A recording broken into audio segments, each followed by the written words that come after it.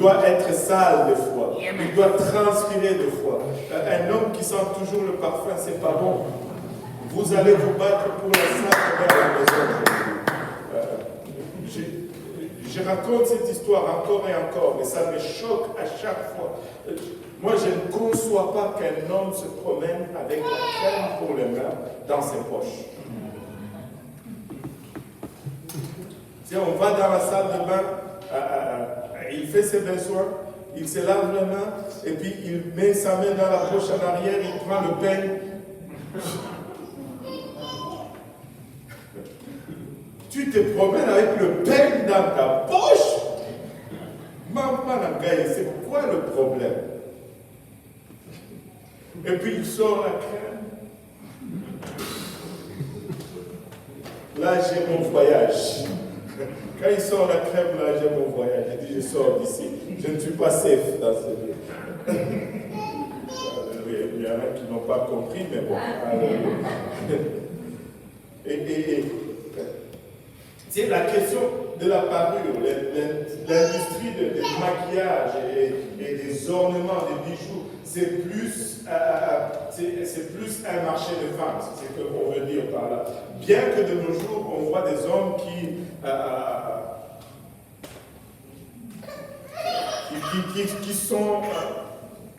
qui ont cette tendance, mais ce n'est pas naturel.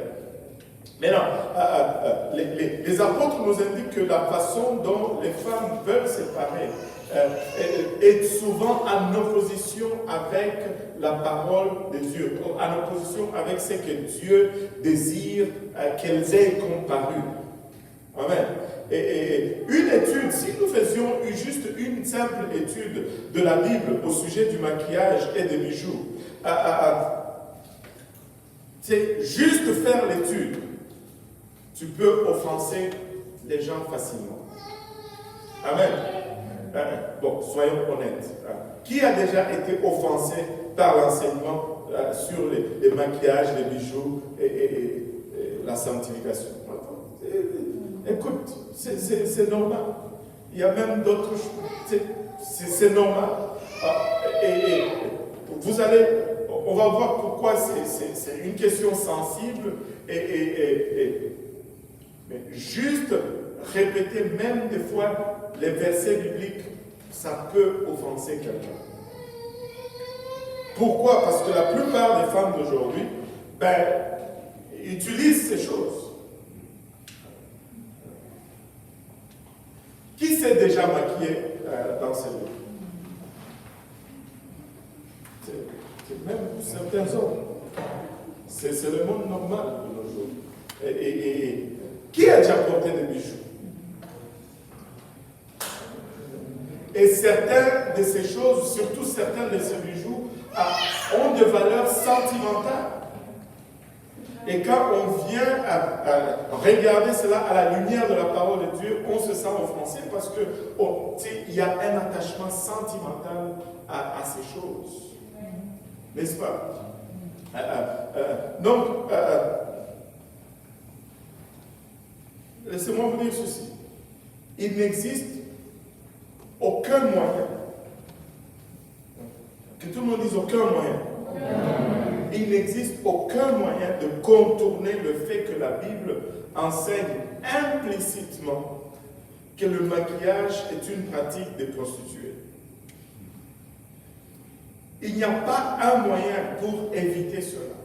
Il n'y a pas une seule référence biblique que tu peux utiliser pour dire que le maquillage, c'est correct. Il n'y en a pas. Mais quand tu dis cela, mais très souvent tu peux être perçu comme si tu disais que tous ceux qui se maquillent sont des prostituées. Loin de là. Ce n'est pas ce que nous voulons dire, n'est-ce pas? Nous ne sommes pas en train de détruire que toute personne qui se maquille est prostituée.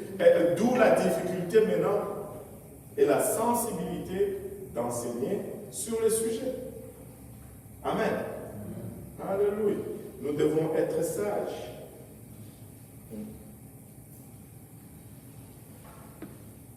Les Écritures enseignent que ces pratiques doivent être abandonnées. Amen. Car elles ne conviennent ni au caractère, ni à la modestie chrétienne. Maintenant, avant de commencer à regarder toutes ces choses, il y a 3 positions que nous pouvons adopter face aux ornements mondains. Il y a 3 positions. Et la première position, c'est la restriction totale. Tu vas avoir des gens qui vont te dire, ben, niet, rien. Même pas le lubridaire, même pas. Allô? Même pas l'huile de palme. Chez nous, des fois, on mettait l'huile de palme après ça. Même pas l'huile de palme. Et la restriction totale, ce type d'enseignement déclare que toute parure extérieure est mauvaise.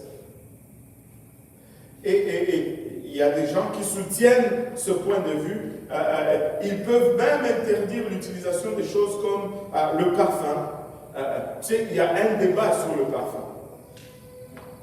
Waouh! Mais aujourd'hui, Dieu m'a montré quelque chose au sujet du parfum. Et peut-être qu'on va y arriver aujourd'hui, peut-être qu'on va... Et ne vous alarmez pas, hein, ce n'est pas mauvais. Ce n'est pas mauvais. Parce que la question m'a été posée à plusieurs reprises, mais enfin, on va y arriver. Amen. Si pas aujourd'hui, peut-être qu'il y aura plus de monde le mercredi prochain, parce qu'on va parler du parfum. Alléluia. Tu sais, ils vont bannir même l'utilisation des choses comme le parfum, le crème médicinale, les pinces à cheveux et des bijoux qui sont fonctionnels, tels qu'une montre ou un bracelet médical. Vous savez, il y a des gens qui ont des problèmes médicaux, qui ont des bracelets qu'on appelle médicalaires, et que si ils ont une crise quelconque, mais c'est grâce à ce bracelet ou à ce bracelet qu'on peut leur procurer les soins dont ils ont besoin. Non, la parole de Dieu dit, meurs seulement. Non, nous ne sommes pas de cela. Nous n'adoptons pas ce point de vue radical. Bon, il y a d'autres qui sont un peu, avec le temps, les choses changent aujourd'hui.